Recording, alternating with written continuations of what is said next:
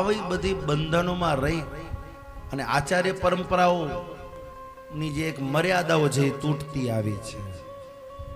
હજી આપણા 16 સંસ્કારો છે માં, 16 સંસ્કારોમાંથી આજે એક સંસ્કાર થાય છે એ આપણું હાલતું નથી. એટલે એ અગ્નિ સંસ્કાર કોક કરી આવે છે. એ તો દીકરો પેટમાં બાળક તમને રાખવો હોય ને ત્યારથી સંસ્કાર ચાલુ થાય. ગર્ભાધાન સંસ્કાર, પુંસવન સંસ્કાર, દીકરો પેટમાં હોય તે પુંસવન સંસ્કાર, સીમંત સંસ્કાર, જેને તમે ખોડો ભરવાનો કહો, એવા બધા સંસ્કારો થાય. દીકરો આવી જાય પછી નામકરણ સંસ્કાર, એના પછી અન્નપ્રાશન સંસ્કાર, વેદારંભ સંસ્કાર, લગ્ન. 16 સંસ્કારમાંથી એક સંસ્કાર છે.